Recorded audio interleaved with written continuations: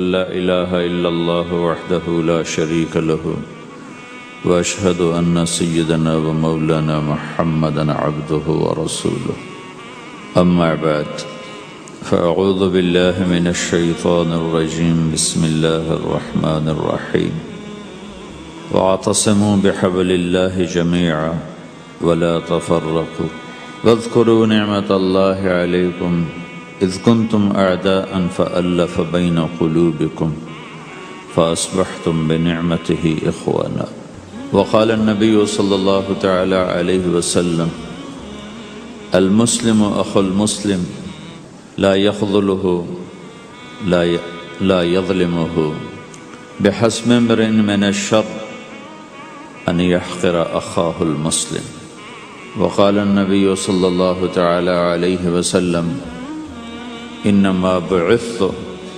لأتمم مکارم الاخلاق او کما قال۔ اللہ اکبر۔ میرے محترم بھائی اور دوستو، اسلام ایک زندگی گزارنے کا طریقہ ہے، صرف چند عبادات کا نام اسلام نہیں، یہ پوری ایک زندگی ہے۔ اور اس زندگی کو سکھانے کے لیے، چونکہ انسان پیدائشی طور پہ جاہل پیدا ہوتا ہے، اسے کچھ نہیں آتا، اسے سیکھنا پڑتا، اور جو سیکھتا ہے باہر سے سیکھتا ہے، سیکھا سکھایا نہیں پیدا ہوتا۔ کسی بچے کو آپ جنگل میں چھوڑ دو اور کوئی اس سے ملے نہیں تو وہ گونگا ہوگا، کچھ نہیں بول سکے۔ لیکن آپ چڑیا کے بچے کو تنہا چھوڑ دو، کوئی چڑیا اس سے ملاقات نہ کرے تو وہ اپنی زبان ہی بولے گا، اپنی زبان میں بولے گا۔ کوے کو تنہا چھوڑ دو، کوئی کوا اسے ملنے نہ دو تو کوے کی زبان ہی بولے گا۔ لیکن انسان کو گجراتی کا بچہ پنجابیوں میں چھوڑ دو تو گجراتی بھول جائے گا، پنجابی بولے گا۔ پنجابیوں کا بچہ گجراتیوں میں چھوڑ دو تو وہ پنجابی نہیں بولے گا، وہ گجراتی بولے گا۔ اور کوئی بھی نہ اس سے ملے، اسے تنہا چھوڑ دو تو وہ کچھ بھی نہیں بول سکے گا، گونگا ہوگا۔ تو انسان جو کچھ سیکھتا ہے باہر سے سیکھتا ہے، اور چونکہ امتحان کی جگہ ہے تو باہر دونوں چیزیں موجود ہیں، غلط بھی صحیح بھی، دونوں جنس بازار میں موجود۔ انسان کے علاوہ جتنی مخلوق ہے ان میں غلط کرنے کا کوئی سسٹم ہی نہیں ہے، وہ غلط کر ہی نہیں سکتے، جو کرتے ہیں ٹھیک کرتے۔ انسان کے اندر دونوں سسٹم ہیں، فَأَلْهَمَهَا فُجُورَهَا وَتَقْوَاهَا، یہ دونوں نظام لے کے چلتا ہے۔ اسلام کو سیکھنا پڑتا ہے، اور اسلام کے لیے جو سب سے بڑا سرمایہ ہے، جیسے آپ بازار میں جاتے ہو، دکان کھولتے ہو، پھیری لگاتے ہو، تو اس کے لیے پیسہ چاہیے، ڈالر چاہیے۔ ڈالر کے بغیر آپ کاروبار نہیں کر سکتے۔ اسلام کے لیے ایمان چاہیے، ایمان کے بغیر اسلام پہ چلا نہیں جاتا، جانتا ہوگا چل نہیں سکے گا۔ ایمان وہ طاقت ہے، وہ سرمایہ ہے، وہ کیپٹل ہے جس سے کوئی مرد عورت وہ دین پہ چل سکتا ہے۔ یہ زیادہ ہوگا تو زیادہ چلے گا، تھوڑا ہوگا تو تھوڑا چلے گا، نہیں ہوگا تو صفر ہوگا، زیرو ہوگا۔ تبلیغ کا جو یہ کام اللہ تعالیٰ نے ہمیں دیا ہے، یہ ایمان کو سیکھنے کی اور اس کو آگے پہنچانے اور پھیلانے کی محنت ہے۔ ایمان سیکھنے کے لیے فَمَنْ شَاءَ اتَّخَذَ إِلَىٰ رَبِّهِ سَبِيلًا، کوئی ایک طریقہ نہیں ہے، کئی طریقے ہیں۔ اللہ نے سبیل کے اوپر الف لام نہیں لگایا، الف لام ہٹا کر یہ بتایا ہے کہ اللہ تک پہنچنے کے راستے کئی ہیں، محنت ہے۔ راستہ تو ایک ہے اسلام، اس پر آنے کی جو محنت ہے اس کے راستے مختلف ہیں۔ ہاں، آگے پہنچانے کے لیے تبلیغ کے سوا اور کوئی راستہ کوئی نہیں۔ یہاں آ کر تبلیغ منفرد کا کام منفرد ہو جاتا ہے کہ کسی محنت میں گشت کوئی نہیں سوائے تبلیغ۔ صرف تبلیغ ہے جس میں گشت ہے کہ خود چل کے جاؤ۔ اگر میرے پاس وہ میرے کالج کا لڑکا نہ آتا تو مجھے تو نہیں پتا تھا تبلیغ کیا چیز، نہ دین کا پتہ تھا نہ دنیا کا پتہ تھا۔ تو کوئی چل کے آیا اور اس نے ہاتھ پکڑا، اور دعوت ہے ہی بے طلبوں کے لیے، مدرسہ تو طلب والوں کے لیے، وہاں تو تعلیم ہوتی، تبلیغ نہیں ہوتی۔ خانقاہ تو طلب والوں کے لیے ہے اور دعوت بے طلب لوگوں کے لیے، جو سننا نہیں چاہتے، جو قریب نہیں آنا چاہتے، اور ایسا طبقہ کروڑوں اربوں کی تعداد میں موجود، انہیں دین پر لانے کے لیے یا دین کی بات ان کے کان میں ڈالنے کے لیے سوائے گشت کے اور کوئی عمل کوئی نہیں۔ میں پشاور گیا تو جماعت میں انہوں نے کہا جی یہاں ایک وکیل صاحب ہیں، تبلیغ والوں کو بہت گالیاں دیتے ہیں، شکل دیکھتے ہی گالیاں دینا شروع کرتے ہیں آپ کے علاقے کے، آپ کے علاقے کے۔ میں نے کہا اچھا ملاؤ۔ پشاور میں رہتا تھا، وکالت کرتا تھا، میرے علاقے کا میاں چنو ایک چھوٹا سا ٹاؤن ہے وہاں کا تھا، میں اس کے قریب تلمبا ایک چھوٹا سا ٹاؤن ہے میں وہاں۔ تو جب ہم ان کے دروازے پر گئے اور نوک کیا تو دروازہ کھلتے ہی انہوں نے وہی کام شروع کر دیا، دیکھتے ہی۔ اور کہا میں نے تمہیں کتنی دفعہ کہا ہے، وہ جو مقامی، کہ تبلیغ والوں کو میرے دروازے پر مت لایا کرو۔ تو اب بتاؤ، میں اگر یہ تبلیغ کے رگڑے نہ لگے ہوتے تو میں تو 2 تھپڑ اس کے منہ پہ مارتا، یا مفتی صاحب کی طرف فتویٰ سناتا تو اسلام سے خارج ہو گیا ہے، توبہ کر۔ میں نے اس سے کہا بھائی میں تو تبلیغی بن کے آپ کے پاس نہیں آیا، میں تو اس لیے آیا ہوں کہ مجھے پتہ چلا کہ آپ میاں چنو کے ہیں اور میں تلمبے کا ہوں، تو میں تو اس لیے آپ کو ملنے آیا ہوں۔ تو ایسے ہوا، اچھا آپ تلمبے کے ہو؟ میں نے کہا تلمبے کا ہوں۔ کہو اچھا اچھا اچھا، بڑی مہربانی، فرمائیے۔ میں نے کہا فرمائیے ایسے تو نہیں ہوگا، گھر بٹھاؤ پھر فرمائیے ہوگا۔ تو اس نے دروازہ کھولا، ہمیں بٹھایا، میں نے کوئی تبلیغ کی بات نہیں کی، چائے وائے پلائی۔ تو میرے والد صاحب اپنے علاقے کے مشہور آدمی تھے، تو جب میں نے اپنا تعارف کرایا تو وہ اور خوش ہو گیا، کہا تو آپ کے باپ کا الیکشن تو میں نے لڑا ہے، ان کے لیے ووٹ مانگنا۔ تو ایسا خوش ہو گیا، کھل گیا، چائے پلائی، بات چیت ہوتی رہی۔ تو اٹھتے ہوئے میں نے کہا فلاں مسجد میں ہماری جماعت آئی ہوئی ہے، میں نے کہا چلو آپ کو بتا دوں۔ مغرب کے بیان میں وہ آیا ہوا تھا، پھر جتنے دن میں وہاں رہا وہ آتا رہا آتا رہا آتا رہا، میں واپس چلا گیا۔ بیچ میں کئی سال گزر گئے۔ لاہور کیولری گراؤنڈ ایک مشہور جگہ، وہاں میرا بیان تھا، جو کرکٹر آئے ہوئے تھے، ان کو ہم نیا سعید انور، انضمام، مشتاق، ان کو ہم قریب کر رہے تھے، اس وقت نئے نئے ان کو قریب کر رہے تھے، تو یہ لوگ آئے ہوئے تھے۔ تو بیان کے بعد ان کو لے کر ہم ایک کمرے میں بیٹھے، اس کمرے کی دیوار شیشے کی تھی، تو لوگ اندر آنے کی کوشش کر رہے تھے، تو ان پہرے والے ان کو روک رہے تھے۔ تو اس میں سے ایک آدمی منہ اوپر کر کے میری طرف سے اشارہ کرے، تو میں نے دیکھا تو ایک آدمی کی بڑی داڑھی، اور وہ مجھے ایسے ایسے اشارہ کر رہا ہے، میں نے نہیں پہچانا۔ تھوڑی دیر کے بعد میں نے غور سے دیکھا تو وہ وہی وکیل صاحب پشاور والے، تو میں نے کہا وہ ان کو اندر بلاؤ اندر بلاؤ۔ وہ اندر آئے تو میں اٹھ کے ملا، کہنے لگے یہ دیکھو یہ تمہارا ایک گشت، میرا وقت بھی لگ چکا ہے، پتہ نہیں کہ چلہ لگا ہے یا 3 چلے لگے ہیں۔ تو جو دیکھو نا، آپ میں سے کئی لوگ پھیری لگاتے ہیں، جس کو گجرا پھیری لگاتا ہوں، پھیری۔ میں پہلے سمجھا ہی نہیں، پھیری تو کہتے ہیں چھوٹے جہاز کو جو سمندر میں چلتا ہے، میں سمجھا یہ پھیری لگاتے ہیں، پھیری، اور وہ تو گجراتی میں پھیری کہتے ہیں پھیری کو۔ تو پہلے تو میں چکر کھاتا رہا کہ یہ کیا ہے پھیری، پھیری تو چھوٹے جہاز کو کہتے ہیں، چھوٹا بحری جہاز۔ تو پھر بعد میں کسی نے کہا کہ یہ چل پھر کے سودا بھیجا، اچھا اچھا پھیری کو پھیری کہہ رہے ہیں، تم خدا کو خدا کر دیتے ہو، خدا کا شکر۔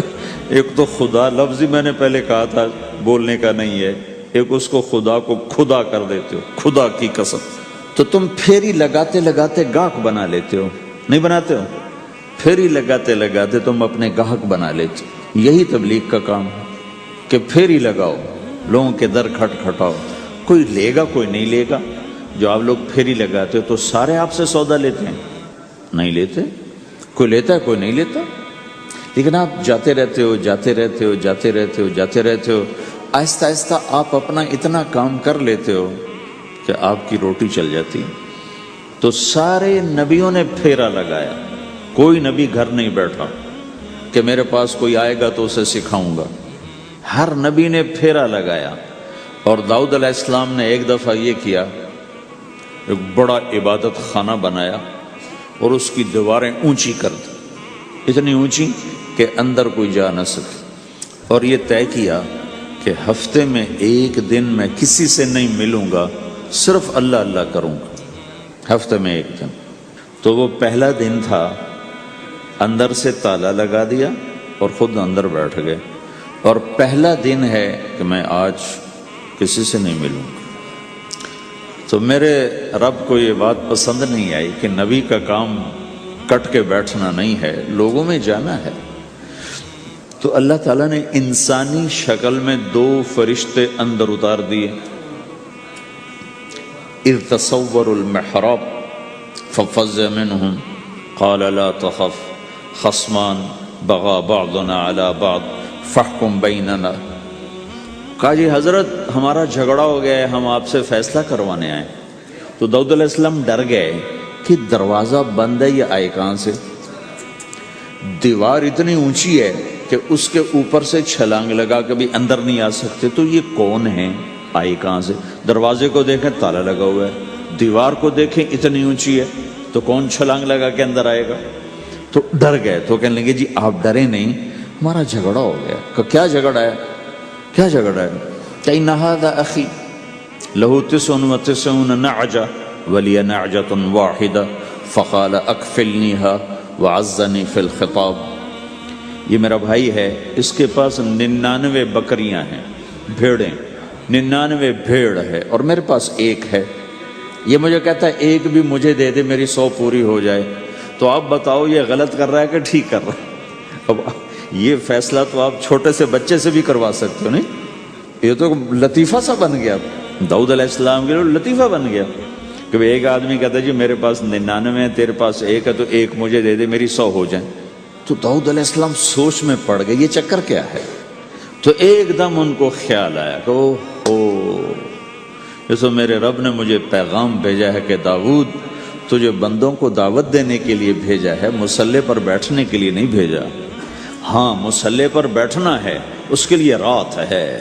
قم اللیل الا قلیلا نصفہ او انقص منہ قلیلا او زد علیہ ورتل القرآن ترتیلا. چل ومن اللیل فتہجد بہ نافلۃ لک عسیٰ ان یبعثک ربک مقاما محمودا. رات ہے، آ جاؤ. ان ناشئۃ اللیل ہی اشد وطئا واقوم قیلا. آجا آجا، رات بڑی مزے کی چیز ہے، تو اور میں تنہا. فاذا فرغت فانصب والى ربک فارغب. آ جاؤ. تتجافى جنوبهم عن المضاجع يدعون ربهم خوفا وطمعا ومما رزقناهم ينفقون. رات تیری میری، دن میرے بندوں کے لیے. نہیں بیٹھ سکتا، تسبیح پکڑ کے نہیں بیٹھ سکتے ہو. تو اس پر داؤد علیہ السلام سجدے میں گرے. آیت سجدہ ہے اس لیے میں نہیں پڑھتا ہوں. سجدے میں گرے اور کہا یا اللہ معافی کر، یا اللہ معاف کر دے، یا اللہ معاف کر دے. میں نے دروازے بند کر لیے، حالانکہ میں یہ میرے منصب کے خلاف تھا، اس پر اللہ سے معافی مانگی. تو چل کے جانا نبیوں کی صفت ہے، یہی ہماری صفت. اس امت کو یہ کام دیا گیا کہ یہ اوروں کے پاس جا کے اپنا سودا پیش کر، اپنوں کو بھی سنبھالے اور غیروں تک بھی پہنچے. نہیں سنتے پھر جاؤ، نہیں سنتے پھر جاؤ، کیونکہ دلوں کا پھیرنا اللہ کے ہاتھ میں ہے. تیرے ذمہ آواز لگانا ہے. اللہ تعالیٰ نے تقسیم کر دی. قم اللیل الا قلیلا، رات اللہ کے پاس آ جا. دن میں کیا کر؟ ان لک فی النہار سبحا طویلا، تیرا دن میں کام بہت زیادہ ہے. سبحا طویلا، دعوت کے کام کو تیرنے سے تشبیہ دی ہے. سبح تیرنے کو کہتے. اللہ کے نبی کا ایک گھوڑا تھا جس کا نام تھا سبحہ، میں نے بتایا تھا پہلے دن. وہ اتنا تیز چلتا تھا جیسے تیر رہی ہو، اس لیے اللہ کے نبی نے خود اس کا نام سبحہ رکھا تھا، تیرنے والا. تو تبلیغ کے کام کو تیرنے سے تشبیہ دی کہ آپ نے لمبا تیرنا ہے. اور مکے میں تو پانی کوئی نہیں، تو کہاں تیرنا ہے جی؟ سارے مکے میں پانی کا قطرہ کوئی نہیں زمزم کے کنویں کے سوا، تو تیرنا کہاں ہے؟ یہ اس دعوت کے کام کی بڑی خوبصورت تصویر ہے. سبحا طویلا، حالانکہ اللہ فرماتا ہے ان لک فی النہار شغلا طویلا عملا عظیما جہدا طویلا، لیکن سبحا طویلا، جو آدمی چل رہا ہوتا ہے اگر وہ بیٹھ جائے تو کوئی نقصان تو کوئی نہیں، گاڑی چلا رہا ہے کہیں گاڑی روک لے تو کوئی نقصان تو کوئی نہیں، تھوڑی دیر سے پہنچ جائے گا، کہیں گاڑی کھڑی کر کے کافی پینے لگ گیا تو کوئی مسئلہ تو کوئی نہیں ہے، آدھا گھنٹہ دیر سے گھر پہنچ جائے گا۔ تیرنے والا پانی میں اتر گیا، اب یہ رک سکتا ہے؟ کیوں بھائی؟ اگر یہ کافی پینے کا ارادہ کرے تو کہاں جائے گا؟ تو مچھلی کے پیٹ میں جائے گا۔ پانی میں اترنے کے بعد اختیار ختم ہے، اب تیرنا ہے۔ کہاں تک؟ دوسرا کنارہ جب تک ہاتھ میں نہیں آتا تیرنا ہے، سبحا طویلا، جب تک آخرت کا کنارہ ہاتھ میں نہیں آتا۔ اے میرے نبی تجھے دعوت کا کام کرتے ہی رہنا ہے، کرتے ہی رہنا ہے، کرتے ہی رہنا ہے، تیری چھٹی کوئی نہیں۔ سبحا میں یہ اشارہ تھا کہ چھٹی کوئی نہیں، یہ موت تک کا کام ہے۔ وَاعْبُدْ رَبَّكَ حَتَّى يَأْتِيَكَ الْيَقِينُ۔ آئے ہائے، جب یہ آیت اتری یا ایھا المدثر قم فانذر وربک فکبر، اے میرے محبوب اٹھ جا، اٹھ جا، میرا پیغام سنا، تو لیٹا ہوا ہے۔ تو اس پر آپ نے کہا خدیجہ انقطع ایام النوم والراحہ، میرے آرام کے دن چلے گئے، میرے سونے کے دن چلے گئے، میرے رب نے مجھے کہا ہے اٹھ جا اور میرا پیغام سنا۔ تو اس وقت تو کوئی جاننے والا نہیں تھا، تو پہلے آپ چپ کے بات فرما رہے تھے، پھر اللہ نے کہا کھل کے کہہ، تو پھر آپ نے کہا میں خدیجہ میں کس کو کہوں، میری کون سنے گا، من ادعو من یستجیب۔ تو حضرت خدیجہ نے عرض کی یا رسول اللہ آپ دعوت دینے میں پہل کریں، میں لبیک کہنے میں پہل کرتی ہوں۔ تو بھائیو، دعوت ہمارا سرمایہ ہے، دعوت سے ایمان بنتا ہے، ایمان سے عمل بنتا ہے۔ تو اگر آپ اس دعوت میں حرکت کرتے رہو گے، ان لک فی النہار سبحا طویلا، کل میں نے اس پر تھوڑی تفصیل سے بات کر دی تھی، آج میں اس سے اگلی بات کرنا چاہتا ہوں، لیکن اس کو بار بار سننا اس لیے ضروری ہے کہ آدمی بڑی جلدی بھول جاتا ہے، اور نفع سامنے نہ ہو تو اس کے لیے قدم اٹھانا، مال لگانا مشکل ہو جاتا ہے۔ آپ پھیری بھی تو لگاتے ہو، تو شام کو پیسہ ہاتھ میں آتا ہے تو تھکاوٹ چلی جاتی۔ میں نے ایک شخص سے کہا تھوڑا تبلیغ میں وقت دے دو بھائی، کہا جی مجھے گولیاں لگی تھیں تو اس کے بعد میرے بدن میں درد ہوتا ہے تو میں ٹائم نہیں دے سکتا، لیکن میں اسے دیکھتا تھا وہ صبح سے شام تک اپنی دکان پہ کھڑا ہوتا تھا، کھڑا ہو کے کام کرتا تھا۔ تو ایک دن میں نے اس سے پوچھا یہ تو دکان پہ کھڑا ہوتا ہے، اس کا درد تمہیں نہیں ہوتا؟ تبلیغ میں تو اتنی مشقت نہیں ہے۔ وہ کہنے لگا جی روز درد بہت ہوتا ہے، لیکن میں جب شام کو پیسے گنتا ہوں تو سارا درد چلا جاتا ہے، سارا درد چلا جاتا ہے۔ تو اب آپ تبلیغ میں 3 دن کے لیے گئے تو کچھ لگا کے آتے ہو، ہاتھ میں تو کچھ بھی نہیں ہوتا، اور چلے کے لیے جاؤ تو کچھ لگتا ہے، ہاتھ میں تو کچھ بھی نہیں آتا۔ 4 مہینے کے لیے جاؤ تو کچھ لگتا ہے، ہاتھ میں تو کچھ بھی نہیں آتا۔ تو وہ جذبہ پیدا نہیں ہوتا لگانے کا، تھکنے کا، تھکانے کا، جیسے دنیا میں پیدا ہوتا ہے کہ اس کی واپسی نظر آ رہی ہوتی۔ تو اس لیے بار بار ضرورت ہے اس کو سننے اور سنانے کی کہ اللہ نے اس امت کو یہ منصب دیا ہے، کنتم خیر امت اخرجت للناس، تم سب سے بہترین امت ہو، تمہیں نکالا گیا ہے۔ کیا کرتے ہو؟ تأمرون بالمعروف وتنہون عن المنکر وتؤمنون باللہ، بھلائی کی بات کرتے ہو، برائی سے روکتے ہو، صلہ مجھ سے لیتے ہو، تؤمنون باللہ، صلہ مجھ سے لیتے ہو، اللہ پہ ایمان لاتے ہو۔ کل بھی میں نے کہا تھا کہ ہر مسلمان کے ذمے دعوت ہے، عمل کرے یا نہ کرے۔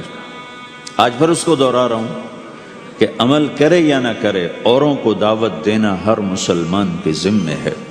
اللہ تعالیٰ نے بنو اسرائیل کے بارے میں کہا میری تم پہ لعنت ہے، لعن الذین کفروا من بنی اسرائیل علی لسان داود و عیسیٰ ابن مریم، اے داود، اے عیسیٰ، ان پر لعنت بھیجو۔ کتنا سخت اللہ کا فرمان ہے۔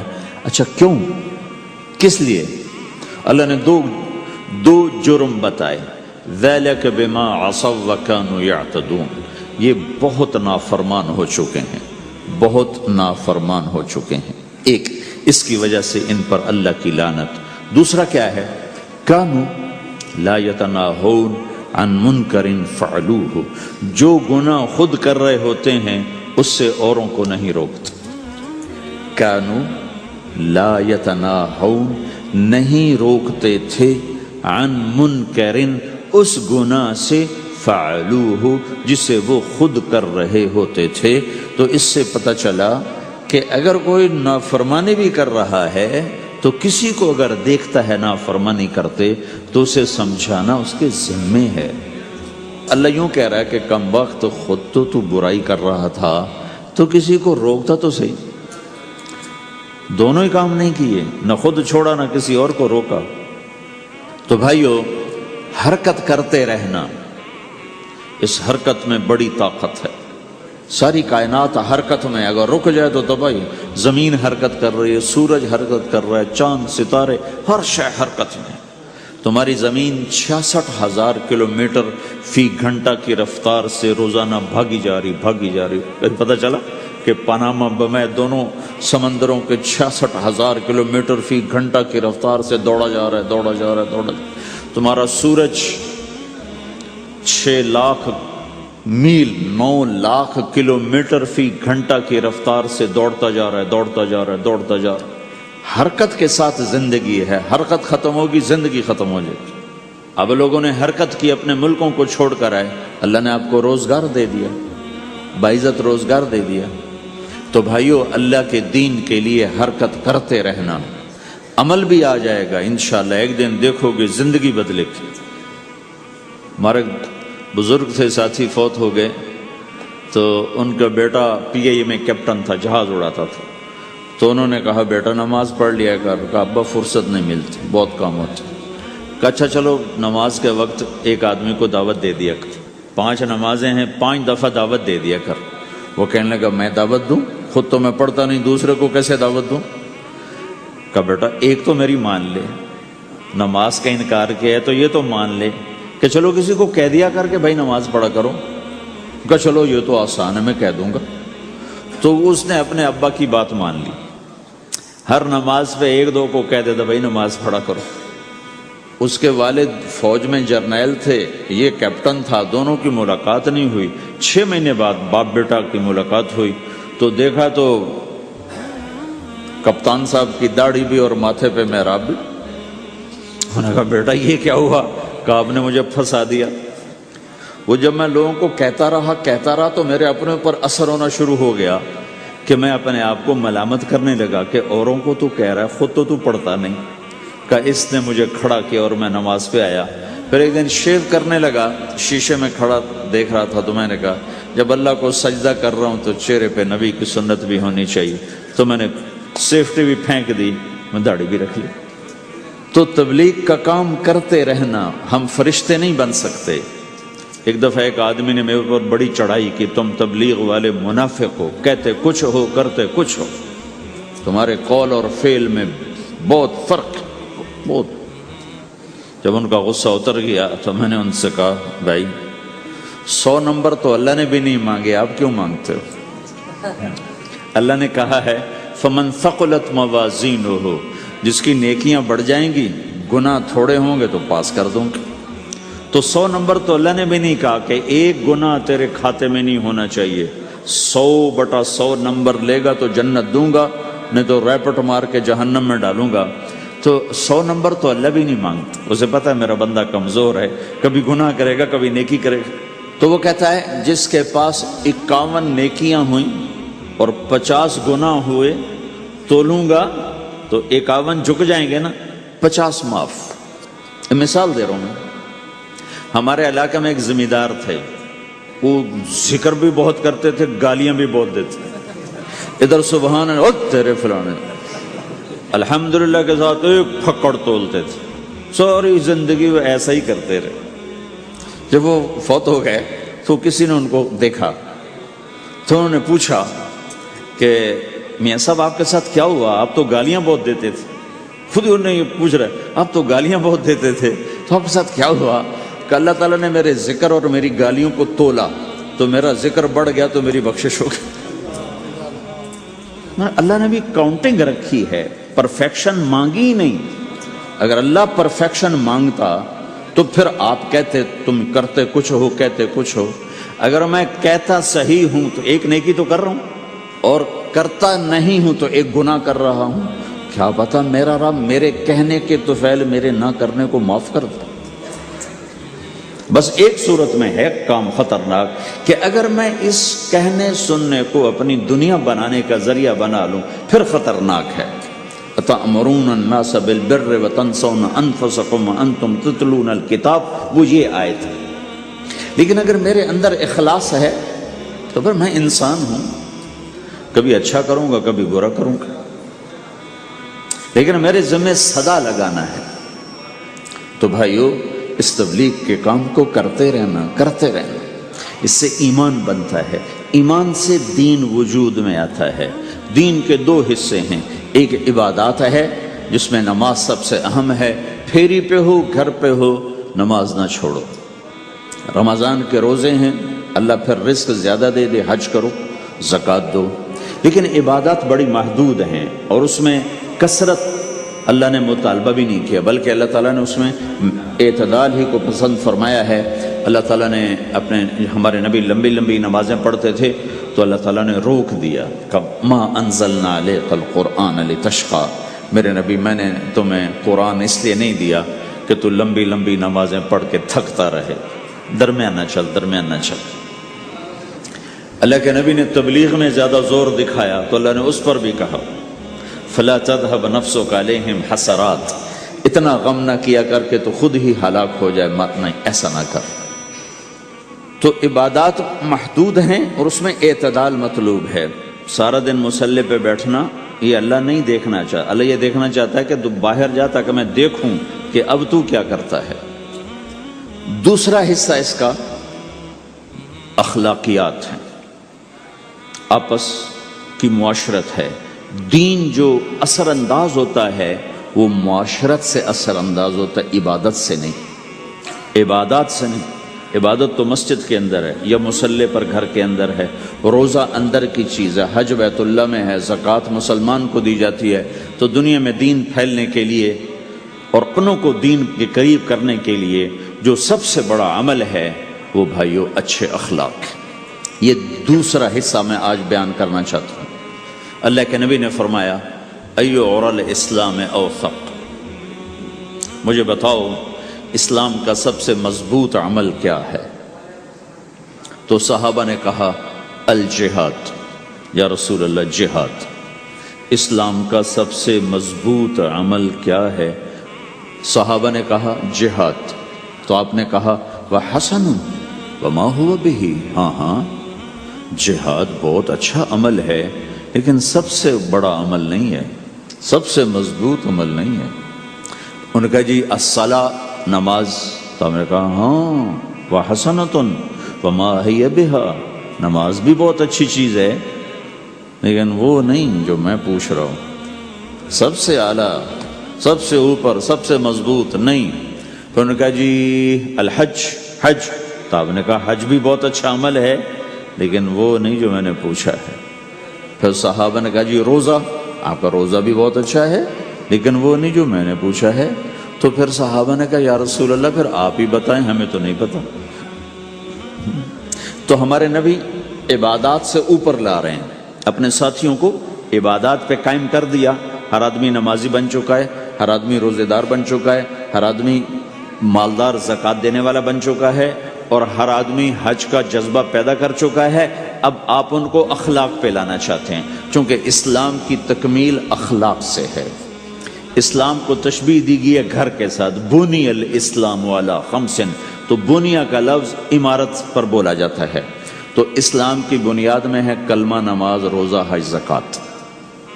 اگر اس مسجد کی بنیادیں بھر دی جائیں تو اس کو مسجد تو نہیں کہیں گے نا، ہاں جی بنیادیں ڈال دی ہیں، چھت ڈالنی ہے، جب چھت پڑے گی تو پھر یہ مسجد کہلائے گی۔ تو اسلام کی بنیاد قائم ہو چکی تھی، اب آپ چھت ڈالنا چاہتے تھے۔ چھت کیا ہے؟ وہ اچھے اخلاق ہیں، تو اب آپ ان کو اوپر لا رہے ہیں۔ تو آپ نے جب پوچھا تو انہوں نے وہی کہا جو انہوں نے ابھی سیکھا تھا، نماز، روزہ، جہاد، حج، لیکن آپ نے سب کی نفی کر دی، نہیں یہ بھی نہیں، یہ بھی نہیں، یہ بھی نہیں، یہ بھی نہیں۔ کہا اچھا یا رسول اللہ آپ بتائیں، تو آپ نے فرمایا ان اوثق عرى الاسلام الحب للہ والبغض للہ، اسلام کا سب سے مضبوط عمل وہ آپس میں اللہ کے لیے محبت کرنا ہے۔ اسلام کا سب سے مضبوط عمل وہ آپس میں اللہ کے لیے محبت کرنا ہے۔ اسلام کا سب سے مضبوط عمل وہ محبت ہے، اللہ کے لیے بغض ہے، اللہ کے لیے محبت ہے، یہ اسلام کا سب سے مضبوط عمل ہے۔ تو بھائیو، یہ چھوٹا سا معاشرہ اسلامی بن جائے، اس کے لیے بنیاد میں نے پہلے بتا دی، اب چھت بتا رہا ہوں، وہ ہیں اچھے اخلاق۔ اللہ تعالیٰ نے جب ہمارے نبی نے نماز لمبی پڑھی تو اللہ نے کہا درمیانی پڑھو، میں نے ابھی بتایا۔ تبلیغ میں دکھ زیادہ جھیلا تو اللہ نے کہا درمیانہ چلو، لیکن جب اللہ کے نبی نے اخلاق بلند کیے، اخلاق، تو اس پر بھی اللہ تعالیٰ فرماتا میرے نبی ذرا اتنا نرم نہ ہو، تھوڑا سا سختی دکھا، آنکھیں دکھا، تھوڑا شونشاں کر ہیں۔ تو میرے رب نے کیا کہا؟ واہ، میرے رب نے آپ کے اخلاق کی جیسی تعریف کی ہے، آپ کے کسی عمل کی ایسی تعریف نہیں کی۔ نماز کو کہا معتدل، اعتدال، دعوت کو کہا اعتدال، اور اخلاق کو کیا کہا؟ انک لعلی خلق عظیم، اور اس کو طاقت پہنچائی قسم اٹھا کے، نون، پھر قسم اٹھائی قلم کی جو علم کا ذریعہ ہے، والقلم وما یسطرون، مجھے قسم ہے قلم اور اس کی تحریر کی، ما انت بنعمت ربک بمجنون وان لک لاجرا غیر ممنون۔ ان دو آیتوں کو چھوڑ کر اگلی جو آیت آ رہی وانک لعلی خلق عظیم، اے میرے محبوب میں قسم اٹھاتا ہوں قلم اور اس کی تحریر کی، تیرے اخلاق بڑے عالی شان ہیں۔ یہ نہیں کہا تیرے اخلاق بڑے عالی ہیں، انک لعلی، علا، علا کا یہاں بہت عظیم الشان کردار ہے۔ علا یہ بتا رہا ہے کہ اے میرے نبی، جتنے اخلاق تصور کیے جا سکتے ہیں وہ سب تیرے تابع ہو چکے ہیں، اور تو ان پہ سوار ہو چکا ہے، تو ان پہ چھا چکا ہے۔ علا چھا جانے کے لیے ہوتا ہے کہ تمام اخلاق تیرے غلام ہو چکے ہیں۔ ایک دفعہ آپ نے فرمایا اچھے اخلاق 360 قسم ہیں، 360 قسم، 360 صفات کا مجموعہ اچھے اخلاق۔ کوئی ایک صفت کسی کو مل گئی تو جنت میں چلا جائے گا۔ تو ابو بکر رضی اللہ عنہ سامنے بیٹھے تھے، کہنے لگے یا رسول اللہ افی منہا شیء، ان 360 میں کوئی میرے اندر بھی کچھ ہے؟ تو آپ نے کہا تیرے اندر سارے کا سارا، کوئی کمی کوئی نہیں، پورے۔ یہ آپ نے اور کسی کو نہیں کہا، صرف آپ نے یہ ابو بکر سے فرمایا کہ ابو بکر تیرے اندر پورے اخلاق 360۔ تو بھائیو، آپس کی محبت اور اچھے اخلاق یہ اسلام کا سب سے چوٹی کا سبق، سب سے اعلیٰ درجے کا سبق۔ اب ایک حدیث میں جو حدیث جبریل کہلاتی ہے، وہ انسانی شکل میں آ کر پوچھتے ہیں یا رسول اللہ اسلام کیا ہے؟ تو آپ کہتے ہیں کلمہ، نماز، روزہ، حج، زکوٰۃ، یہ اسلام ہے۔ یہی سوال اب آخری حج کا موقع آ چکا ہے، اب اسلام 9 سال آگے، 10 سال آگے جا چکا ہے اور اس کی شکل مکمل ہو چکی ہے۔ تو عمر بن عبسہ رضی اللہ تعالیٰ عنہ یہ آخری حج کے موقع پر آپ سے ملتے ہیں اور آ کر یہ آپ سے پوچھتے ہیں یا رسول اللہ مل اسلام؟ سوال ایک ہے، مل اسلام؟ شروع میں مدینے کے داخلے کے شروع میں جبریل انسانی شکل میں آتے ہیں اور کہتے ہیں مل اسلام، اسلام کیا ہے؟ تو آپ کہتے ہیں کلمہ، نماز، روزہ، حج، زکوٰۃ۔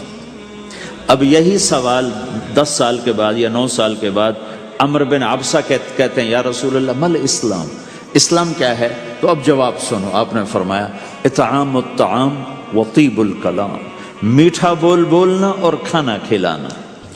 کسی سے میٹھا بول بولنا کتنا عظیم ہے میرے اللہ کی بارگاہ میں کہ آپ نے فرمایا ابتسامک فی وجہ اخیک صدقہ، تو اگر کسی مسلمان کو ہنس کے مل لے تو یہ بھی تیرے لیے صدقے کا ثواب۔ صدقہ لکھا جائے گا۔ جبریل کہتے ہیں یا رسول اللہ مل ایمان، ایمان کیا ہے؟ تو آپ فرماتے ہیں اللہ کو ماننا، فرشتوں کو ماننا، نبیوں کو ماننا، کتابوں کو ماننا، تقدیر کو ماننا، موت کے بعد کی زندگی کا اقرار کرنا۔ ان تؤمن باللہ وملائکتہ وکتبہ ورسلہ وبالبعث بعد الموت، یہ ہے ابتدائی جواب۔ اب یہی سوال عمرو بن عبسہ کرتے ہیں 9 سال کے بعد، یا رسول اللہ مل ایمان، ایمان کیا ہے؟ تو آپ نے فرمایا الصبر والسماحہ، صبر کرنا، معاف کرنا۔ سوال ایک ہے، جواب 2 ہیں۔ کیوں؟ کہ جگہ اور نوعیت بدل چکی ہے۔ ابتدائے اسلام ہے تو عبادات بتائی جا رہی ہیں، انتہائی اسلام ہے تو اخلاق بتائے جا رہے ہیں کہ اے عمر، ایمان کیا ہے؟ صبر کرنا، معاف کرنا، صبر کرنا، معاف کرنا۔ تو بھائیو، جو ہمارا معاشرہ بنے گا اسلامی، گھر میں باہر، وہ بنے گا اچھے اخلاق سے، عبادت سے نہیں، علم سے نہیں، تبلیغ سے نہیں، وہ بنے گا اچھے اخلاق سے، میٹھے بول بولنے سے، درگزر کرنے سے، معاف کرنے سے، سہ جانے سے، اور بازار میں سچائی۔ بازار میں میٹھا بول نہیں، وہ تو ہر تاجر مسکرا کے ملتا ہے، ہاں وہ تو کاروبار ہے مسکرانا۔ سچا بول، الصدق ینجی والکذب یہلک، میرے نبی نے فرمایا سچ نجات دیتا ہے اور جھوٹ ہلاک کر دیتا ہے۔ تو بازار کے اخلاق ہیں صحیح بولنا، صحیح تولنا، دھوکہ نہ دینا۔ میرے نبی سے پوچھا گیا یا رسول اللہ مسلمان بزدل ہو سکتا ہے، ڈرپوک؟ آپ نے کہا ہو سکتا ہے۔ کہ یا رسول اللہ مسلمان بخیل ہو سکتا ہے، بخیل کنجوس؟ آپ نے کہا ہو سکتا ہے۔ کہ یا رسول اللہ مسلمان جھوٹ بول سکتا ہے؟ آپ نے کہا جھوٹ نہیں بول سکتا۔ آپ نے فرمایا میں اپنے امت میں ہر عیب کی توقع رکھتا ہوں کہ میرا امتی ہر گناہ کر سکتا ہے لیکن 2 کام نہیں کر سکے گا اگر وہ میرا امتی ہے، ایک جھوٹ کبھی نہیں بولے گا، ایک دھوکہ کبھی نہیں دے گا۔ اور یہ دونوں کام ہمارے پورے عروج پر ہیں۔ تو مسلمان دھوکہ نہیں دیتا کسی کو، مسلمان جھوٹ نہیں بولتا۔ تو اللہ کے نبی نے یہ نہیں فرمایا جو نماز نہیں پڑھتا وہ میری امت میں سے نہیں، جو روزہ نہیں رکھتا میری امت میں سے نہیں ہے، زکوٰۃ نہیں دیتا میری امت میں سے، یہ نہیں کہا۔ آپ نے کہا من غش فلیس منا، جس نے کسی کو دھوکہ دیا وہ میری امت میں سے نہیں، میری امت سے خارج۔ تو آپ کی تجارت پاناما میں ایسی تجارت ہو کہ وہ اسلام کا بولتا ثبوت بن جائے۔ آپ کی جاب ہے تو ایسی ہو کہ پورا انڈونیشیا جو مسلمان ہوا ہے، مسلمان تاجروں کی تجارت سے مسلمان ہوا۔ ملائیشیا، انڈونیشیا، فلپائن، ان علاقوں میں جتنا اسلام پھیلا ہے یہ تاجروں کی محنت سے پھیلا ہے۔ کہاں کے تاجر؟ یمن کے عرب تاجر، ان کے عالی اخلاق، ان کا سچا بول، ان کا صحیح ترازو، اس نے لوگوں کے قلوب کو پھیر دیا کہ یہ پیسے کے غلام نہیں ہیں۔ تو ہماری تجارت اس لیے نہیں کہ ہم پیسہ بنائیں، ہماری تجارت اس لیے کہ ہم تجارت میں اللہ کے احکام زندہ کریں، جس میں سب سے بڑا حکم سچ بولنا ہے اور دھوکے سے بچنا ہے، اور غلط کاروبار سے، غلط کام سے بچنا ہے۔ صرف ہم پیسہ نہیں کماتے، ہم اللہ کا امر دیکھتے ہیں کہ اگر میرے اللہ کے حکم کے مطابق ہے تو ٹھیک، اگر اس کے مطابق ہم چھوڑ دیں تو بھائیو اپنے پہچان کرواؤ سچائی کے ساتھ، دیانت کے ساتھ، دھوکے سے بچتے ہوئے۔ ایک تاجر مجھے بڑے فخر سے بتا رہا، فیصل آباد کی بات، کہ میں صبح صبح قرآن پڑھ رہا تھا، دکان پہ بیٹھا ہوا، کپڑے کا تاجر۔ تو ایک گاہک آ گیا، کہا جی آپ قرآن پڑھ رہے ہو، بھلے آدمی لگتے ہو، تو میں نے بیٹی کے جہیز کے لیے کپڑا خریدنا ہے، تو میں نے کہا آپ سے خرید لیتا ہوں۔ تو وہ پھر ہنس کے کہنا جی میں نے 16 روپے میٹر والا کپڑا 48 روپے میٹر میں بیچ دیا۔ میں نے کہا واہ بھائی واہ، قرآن کی قیمت بڑی تھوڑی لگائی تو۔ ہائے ہائے ہائے ہائے، اس کو شرم بھی نہیں آ رہی اس بات پر، احساس ہی کوئی نہیں کہ اس نے قرآن پڑھتے دیکھ کر اعتماد کیا اور اس نے قرآن سے ہی اس کو دھوکہ دیا کہ پورے بازار میں 16 روپے گز ہے وہ کپڑا، وہ 48 روپے اس کو بیچ رہا ہے۔ اگر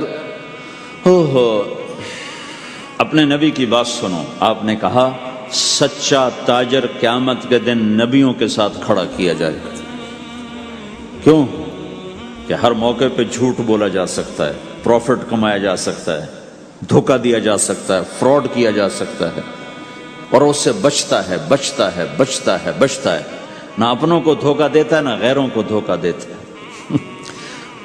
جب انگریز کا دور تھا، دلی میں ایک جیب کترا تھا، جیب کاٹنے والا، تو وہ یہ سکھایا کرتا تھا لڑکوں کو، پھر ان کو بھیجتا تھا، تو اس کا ایک چیلا شام کو صرف 2 روپے لے کر آیا، 2 روپے لے کر۔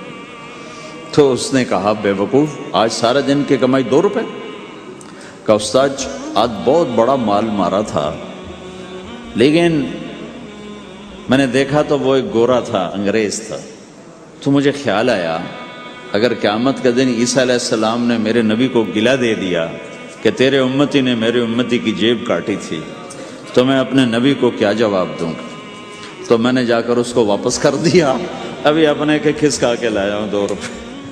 پچھلے زمانے کے تو چور بھی ایسے خوددار ہوتے تھے، اب تو نمازی ایسے غیرت کہاں پھینک کے آ گئے ہیں، ماتھے پہ محراب ہوتا ہے اور دھوکے میں سب سے اول ہوتا ہے۔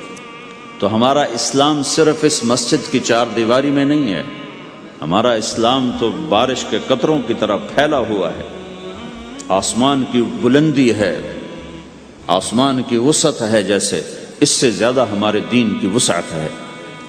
تو آپ کسی دفتر میں ہو یا اپنے کاروبار میں ہو، تو اس میں بھی اللہ کے نبی نے آپ کو طریقہ بتایا ہے۔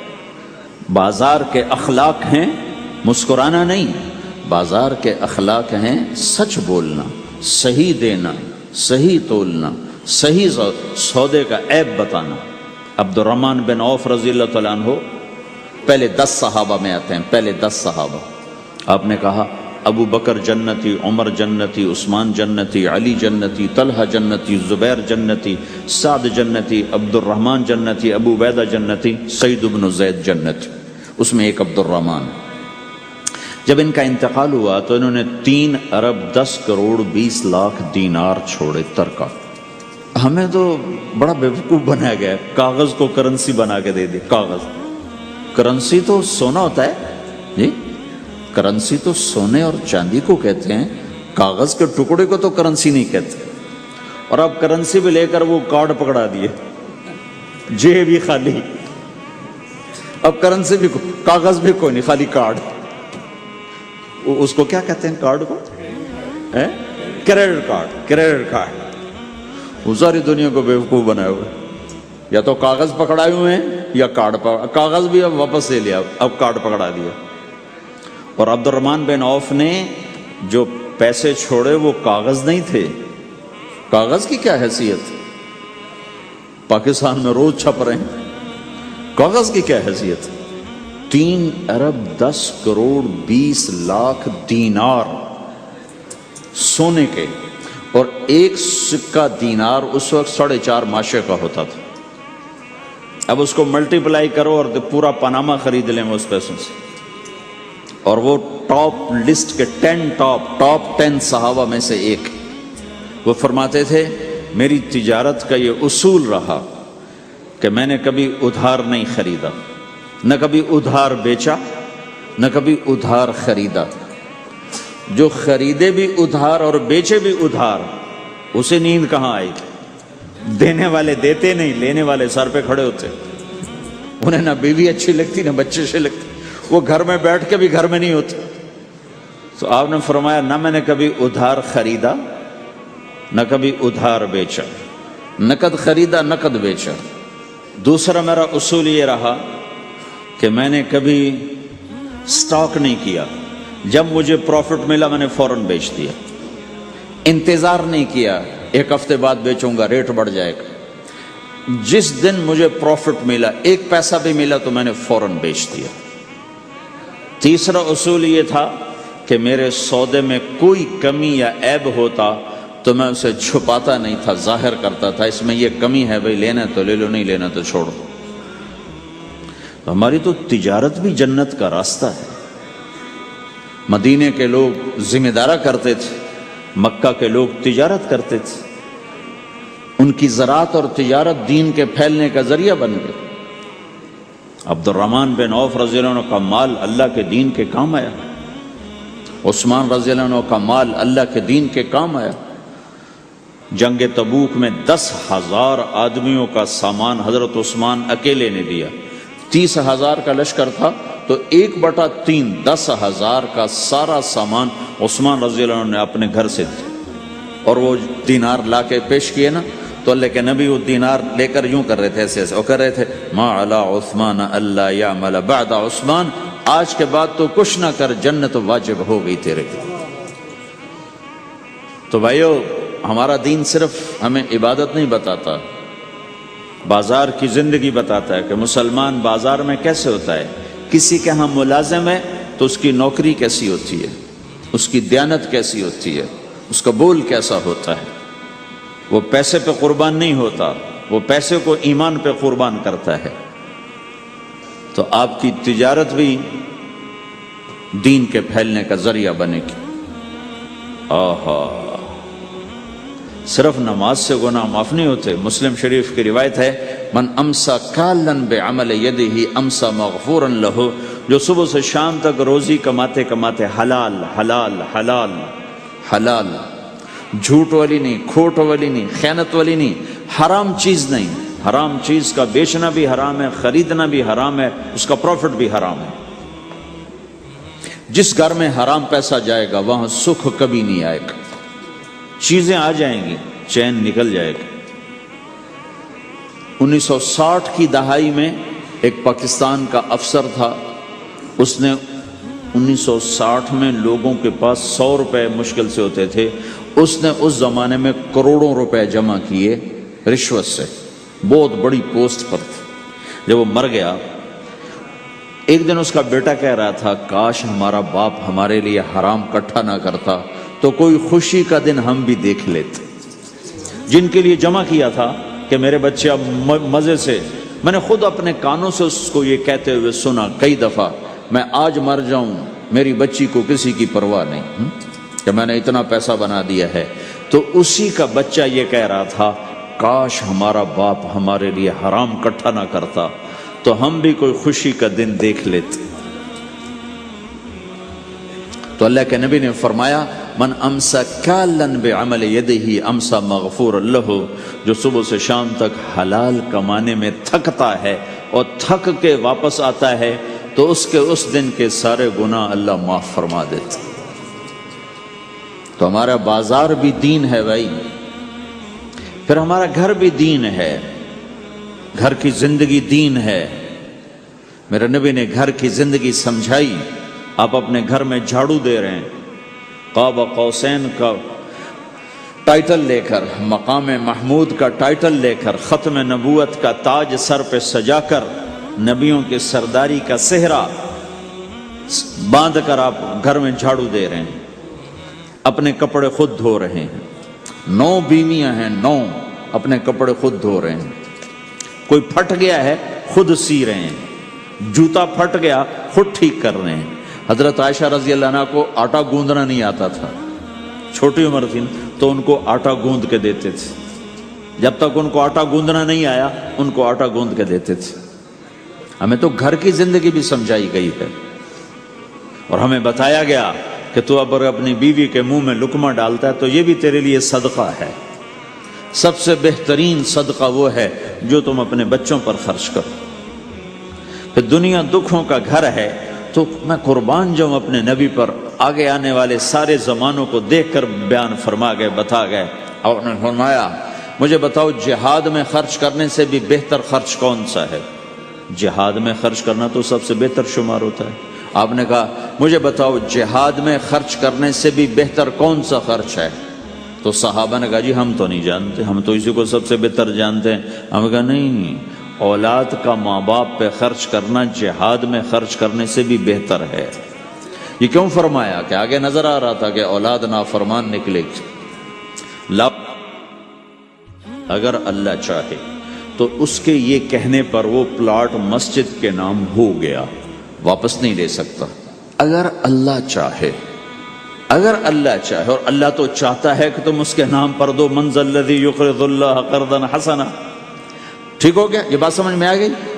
اب ایک آدمی یوں کہتا ہے انشاءاللہ میری بیوی کو 3 طلاق، اگر اللہ چاہے تو میری بیوی کو 3 طلاق، تو علماء فرماتے ہیں یہ طلاق نہیں ہوگی.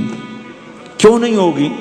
اس لیے کہ اس نے کہا ہے اگر اللہ چاہے تو میری بیوی کو 3 طلاق، اور اللہ چاہتا ہی نہیں کوئی اپنی بیوی کو طلاق دے، لہذا یہ طلاق نہیں ہوگی. ہزاروں دفعہ کہہ دے انشاءاللہ ساتھ لگا ہوا ہو، نہیں ہوگی. کیونکہ اللہ چاہتا ہی نہیں تم طلاق دو. اللہ گھر آباد، سینکڑوں آیات ہیں گھر کو آباد کرنے کے لیے.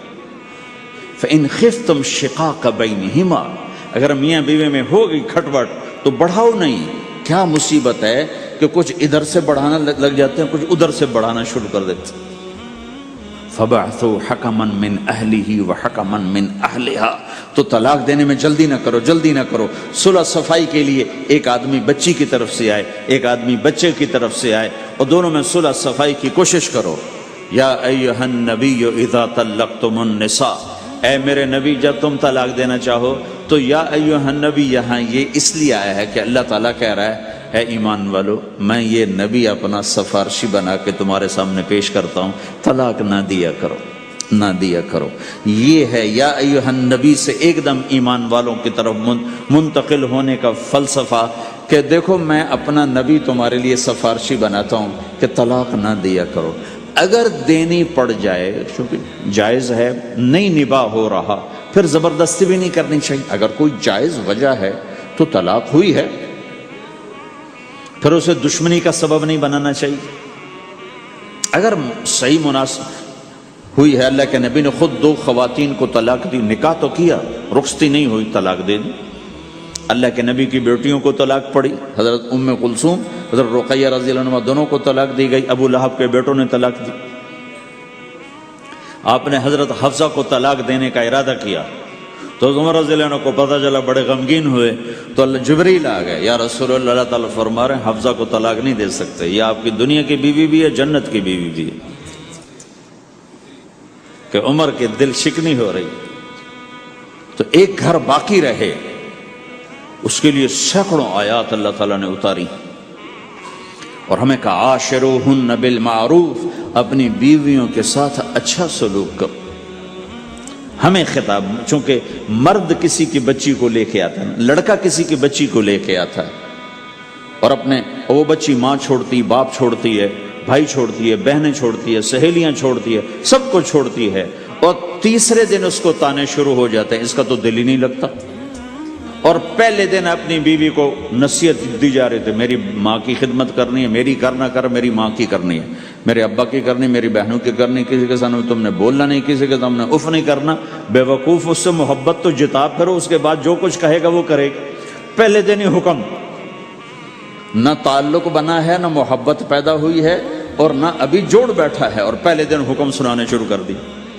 اس کے ذمہ نہ تیری ماں کی خدمت ہے، نہ تیرے باپ کی خدمت ہے، نہ تیری بہنوں کی خدمت، یہ ساری خدمت تو تیرے ذمہ ہے.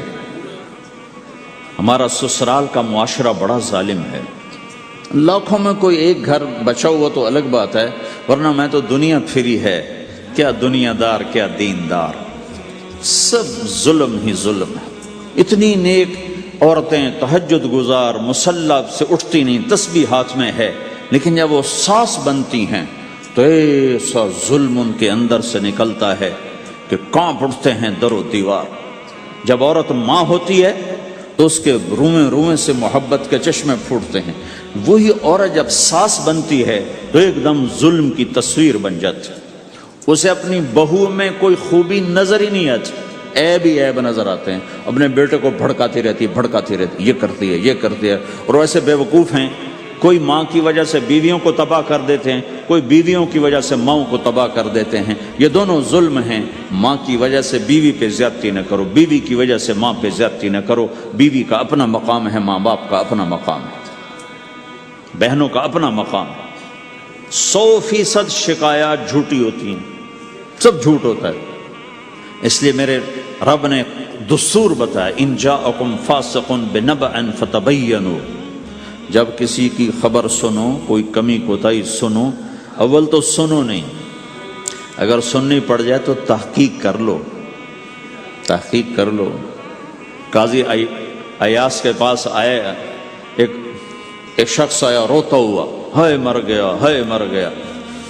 تو ان کے ساتھ ایک آدمی بیٹھے تھے، کہنے لگے حضرت اس کا قضیہ جلدی سے سن لیں، بیچارہ بڑا مظلوم لگتا ہے۔ کہنے لگے چپ کر، یوسف علیہ السلام کے بھائی بھی رات کو روتے ہوئے باپ کے پاس آئے تھے۔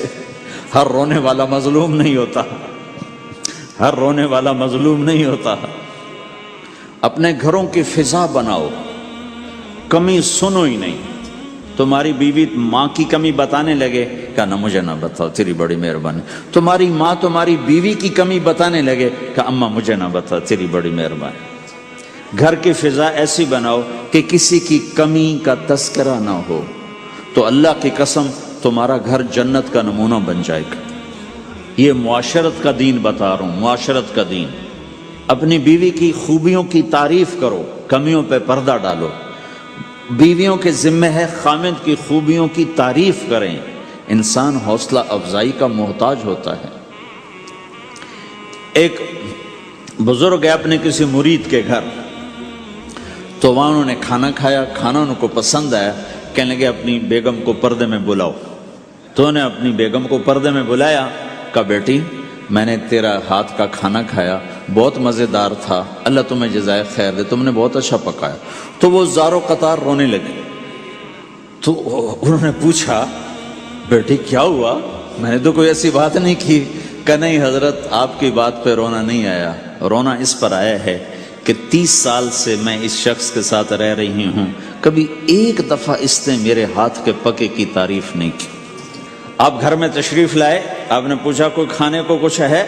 ام سلمہ رضی اللہ عنہ کا گھر، کہا یا رسول اللہ آج تو کچھ نہیں، سرکہ ہے۔ کہا واہ واہ واہ واہ، نعم الادام الخل، سرکہ تو بہت اچھا سالن ہے۔ سبحان اللہ، کیسے دلجوئی فرمائی اپنی بیگم کی، سرکہ تو بہت اچھا سالن ہے، یا تو نے نمک کم ڈال دیا، تو نے مرچی زیادہ کر دی۔ ہم رائمنڈ میں پڑھتے تھے نا، تو پکانا ہمارے ذمے ہوتا تھا، تو ہمیں پتا کہ پکاتے ہوئے کیا گزرتی۔